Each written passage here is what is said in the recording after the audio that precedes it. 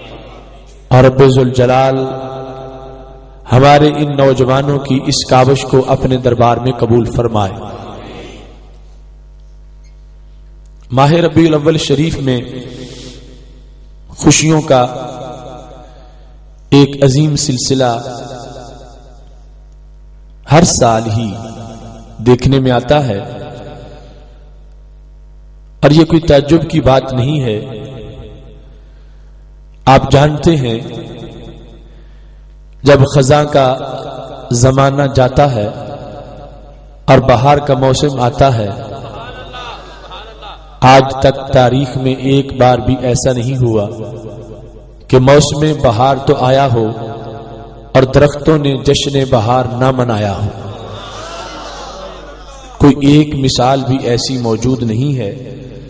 جب بھی موسم بہار آتا ہے ہر درخت اپنا جشن ضرور مناتا ہے۔ تو میرے بھائیو، ایک بہار درختوں کی ہے تو ایک بہار ان خوش بختوں کی ہے۔ درخت اپنی بہار مناتے ہیں اور یہ خوش بخت اپنی بہار مناتے ہیں۔ موسم بہار جب درختوں کا ہو، آپ کو کوئی درخت اجڑا ہوا نظر نہیں آئے گا، کوئی روٹھا ہوا نظر نہیں آئے گا، کسی کے ہاں صفے ماتم نہیں ہوگی، کوئی اپنے پتوں کے نکالنے میں فتوے کا منتظر نہیں ہوگا، کوئی نہ کسی سے جھجک محسوس کرتا ہے اور نہ ہی کسی سے مرعوب ہوتا ہے۔ وہ پتے نکالے بغیر رہ ہی نہیں سکتا۔ میرے بھائیوں، اگر موسم بہار میں تمہیں بڑی مشکل کے بعد کوئی ایسا درخت مل جائے جس پر نہ پتا ہو، نہ کلی ہو، نہ پھول ہو، وہ منکر بہار نظر آئے، وہ اپنے رویے سے یہ ظاہر کرے کہ بہار ہے ہی نہیں، بہار کا کوئی ثبوت ہی نہیں، اگر ہوتی تو مجھے بھی پتا چلتا، وہ اپنے رویے سے بہار کا انکار کرتا ہے۔ آپ قریب جا کے ذرا دیکھیں اس کو کہ سارا زمانہ بہار منا رہا ہے، تو یہ بہار سے ناآشنا کیوں ہے؟ کیا بہار کی دلیل کمزور ہے یا اس کا کوئی اندرونی پرابلم ہے؟ تھوڑا سا کرے دیں گے تو پتہ چل جائے گا بیچارہ بہار کیا مناتا، اس کی تو جڑیں ہی مری ہوئی ہیں، یہ کھوکھلا ہے، اس کو سینہ زمین سے فیض ہی نہیں مل رہا۔ قصور بہار کریں، قصور اس کی مری ہوئی جڑوں کا ہے۔ میرے بھائیو، ہم کسی سے جھگڑا نہیں کرتے، لیکن فطرت کا سندیشہ ضرور دیتے ہیں۔ جس درخت میں جان ہوتی ہے وہ اپنی بہار مناتا ہے، اور جس خوش بخت میں ایمان ہوتا ہے وہ اپنی بہار مناتا ہے۔ جشن عید میلاد النبی، جشن عید میلاد النبی، مفکر اسلام ڈاکٹر محمد آصف اشرف جلالی صاحب، مسئلہ کے حق اہل سنت و جماعت۔ کبھی کبھی کبھی کبھی کبھی کٹی ہوئی جڑ والا درخت بہار میں ہرا نظر نہیں آ سکتا، اور کبھی مرے ہوئے یقین والا انسان ربیع الاول شریف میں خوش نظر نہیں آ سکتا۔ میں دور تک دیکھ رہا ہوں، ماتھے کھلے، چہرے کھلے، روشن آنکھیں، معطر سانسیں، متبسم ہونٹ، پتہ چل رہا ہے جڑ سلامت ہے اور مدینہ شریف سے فیض پہنچ رہا ہے۔ ہم روزانہ ہزاروں کے مجمع دیکھتے ہیں، یہ خوشی تکلف سے آتی نہیں، یہ طبیعت میں ہوتی ہے اور چہروں پہ نظر آتی ہے۔ اگر آپ کسی کو پکڑ کے لے آئیں کہ ذرا تو بھی خوش ہو جا، تو ہزاروں میں سے وہ چہرہ پہچانا جاتا ہے۔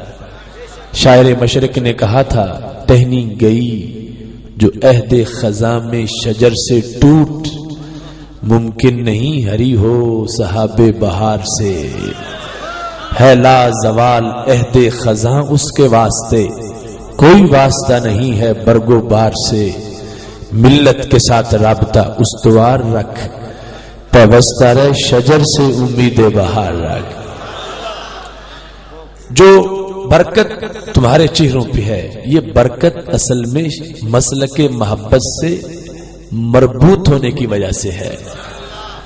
جو ٹہنی درخت سے کٹ جائے کہ خزاں کی رت ہے، یہاں تو کچھ ملتا ہی نہیں، وہ کٹی رہے گی، اور جو ساتھ رہے اس پہ بہار آ ہی جاتی ہے۔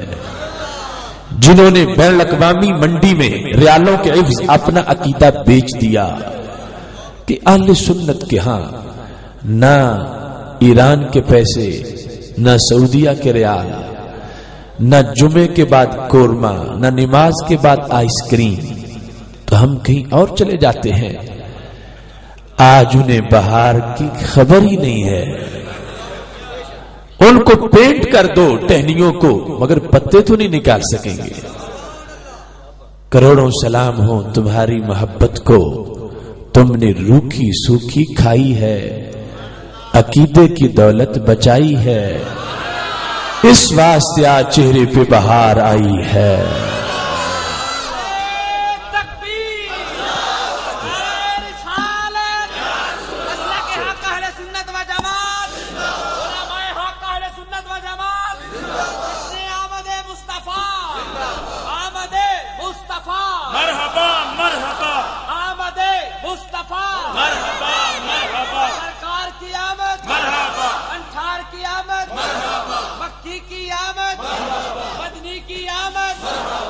محتشم سامعین حضرات، لوگ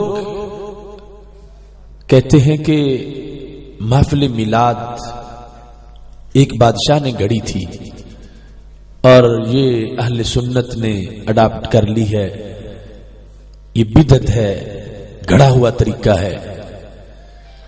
میں آپ کو اور آپ کے واسطے سے ان کو اور براہ راست سنیں پھر بھی یہ بتانا چاہتا ہوں، ہم نے محفل میلاد گھڑی نہیں ہے، ہاں صحابہ سے بالواسطہ پڑھی ہے۔ اس سلسلہ میں میری وہ کتاب بھی چھپ چکی، ہم میلاد کیوں مناتے ہیں، 3 کتابوں کے حوالے سے میں محفل میلاد کی دلیل دینے لگا ہوں، اور ادارہ صراط مستقیم پاکستان کا مقصد ہی ہے کہ دلیل دروازے تک پہنچائی جائے۔ سیدنا امیر معاویہ رضی اللہ تعالیٰ عنہ روایت کرتے ہیں، طبرانی نے موجم کبیر میں اس کو روایت کیا، امام بہقی نے شعب ایمان میں، امام مسلم نے صحیح مسلم شریف میں۔ تمہیں پتہ ہونا چاہیے کہ ہم اس محفل کے زیر سایہ ہیں جس کو مسجد نبوی شریف میں سجایا گیا اور عرش سے اس کے لیے انعام کو لایا گیا۔ ہمارے آقا علیہ الصلوۃ والسلام صحابہ کے اجتماع میں جلوہ گر ہوئے، پوچھا ما اجلسکم، صحابہ یہ جلسہ کیسا ہے، تمہیں کس محبت نے بٹھا رکھا، کیا کر رہے ہو، موضوع سخن کیا ہے؟